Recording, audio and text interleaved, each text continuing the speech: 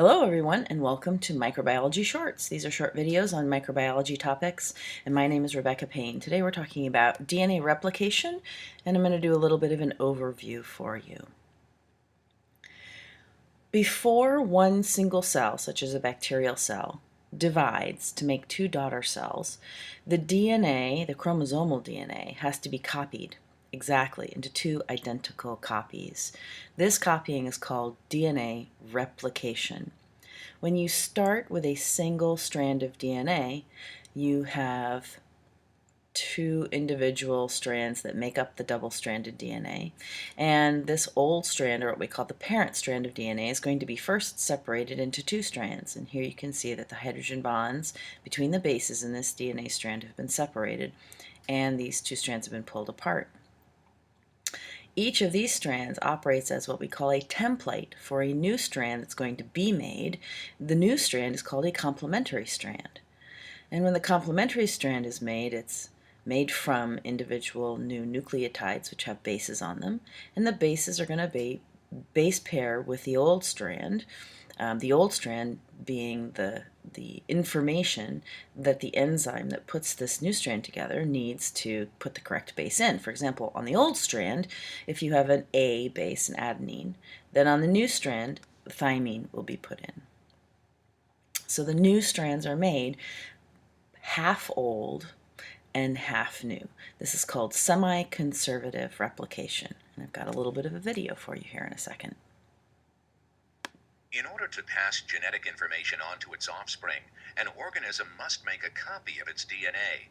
The process of copying DNA is called DNA replication. During replication, each strand of the parental DNA serves as a template in the creation of new DNA. Because each newly synthesized DNA molecule is made up of one parental strand and one new strand, DNA replication is described as semi-conservative.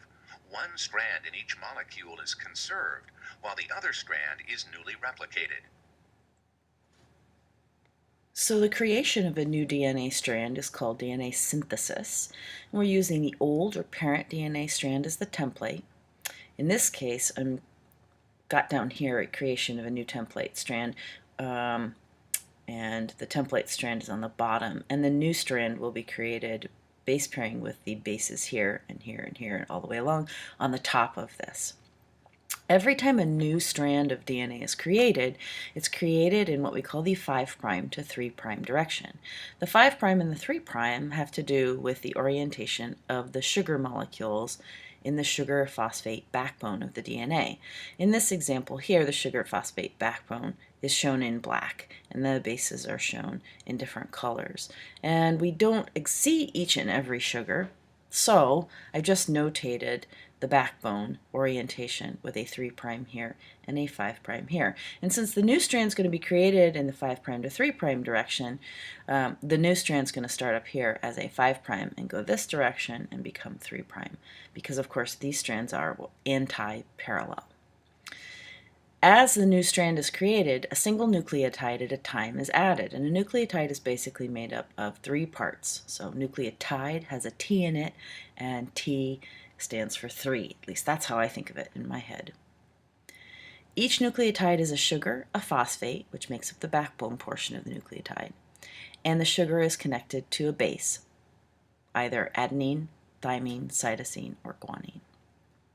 Nucleotides are free-floating in the cytoplasm of most cells and free-floating in the nucleus of eukaryotic cells, so they're available for this process. So there's the 5' and the 3' end of our new strand, and our new first base is going to be T, and then A, G, C, A, T, G, C, A. As each new nucleotide is added to this growing strand, the backbone of one nucleotide is hooked to the backbone of the previous nucleotide. When everything is done, the DNA molecule should again be double-stranded like it was before it was pulled apart.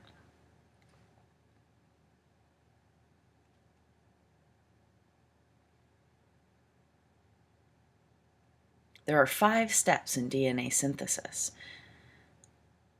The first step is unzipping, The second step is priming. The third step is elongation.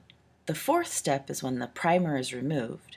And the fifth step is when the gap is filled.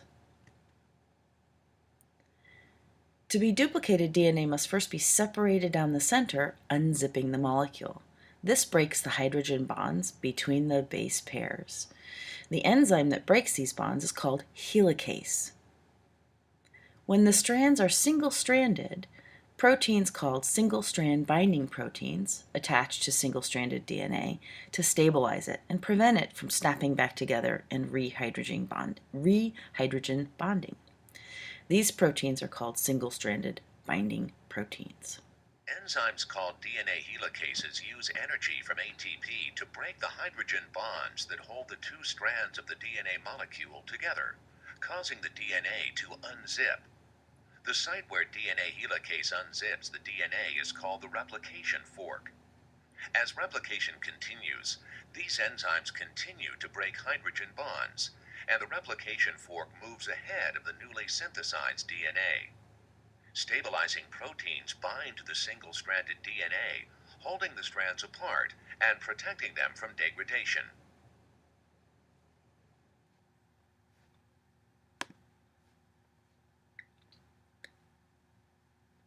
The next step in DNA synthesis is adding a primer.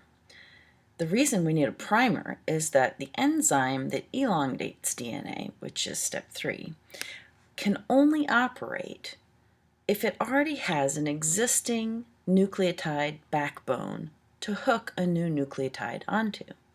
So there must be something already existing on the new strand for DNA polymerase to work. But since DNA polymerase can't add this new nucleotide by itself, it can't do what we call de novo synthesis, meaning it can't put that very first nucleotide in by itself. It needs a helper. And so the helper molecule is a different enzyme called primase. And primase is able to add what we call a short primer, which starts every new DNA replication new strand. The problem with the primer is that it's RNA. So, of course, this isn't DNA, and DNA replication is about making duplicated DNA. So eventually we're going to have to take the primer out. But for now, because of DNA polymerase's inability to put in brand new nucleotides all by itself, we need primase to add a short primer so that DNA polymerase can then elongate later on. So here I've shown the 5' and the 3' of the new complementary strand, and complementary strand is what we call the DNA strand that's being made. It's the template strand is the one on the bottom. The complementary strand is the one that's going to be made new that is bound to the template strand. So our template strand starts at 3' on the left and 5' on the right, meaning our complementary strand is going to start with 5' on the left, 3' on the right. And I've noted the new primers in red. Usually primers are short. For our purposes, I'm just making them a few bases long. In real life, they may be 20 to 40 bases long. And you'll notice that the new primer has U's instead of T's. Of course, RNA has uracil instead of thymine.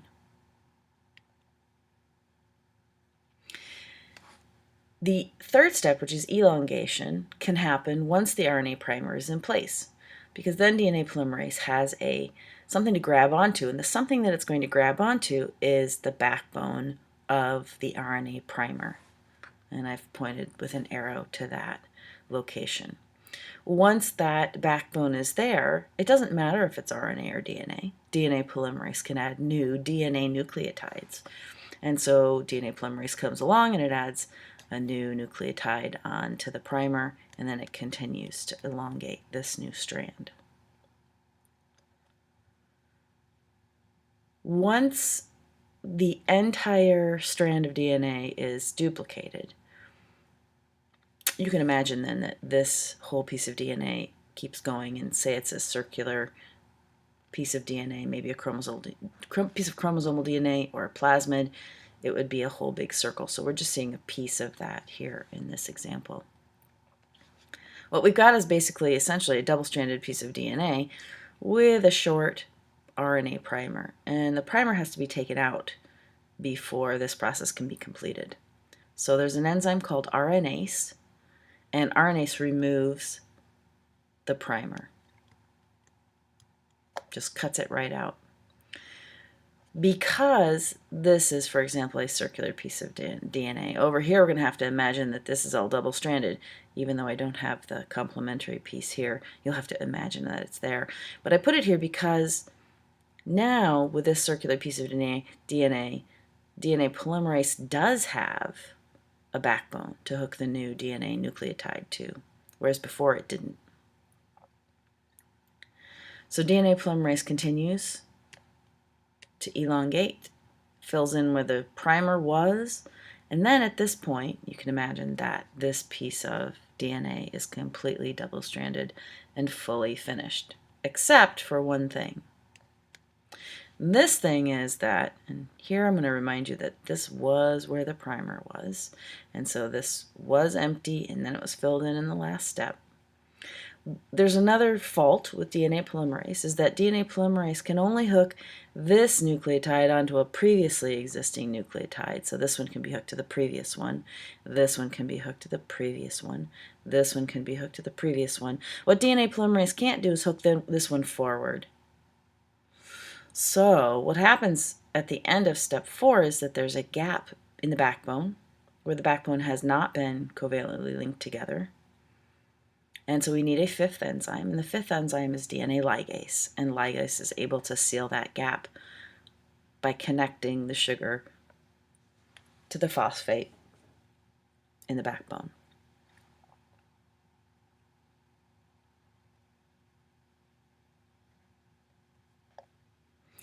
I hope you have enjoyed this DNA replication micro short, and I hope you have a great day and come back again soon.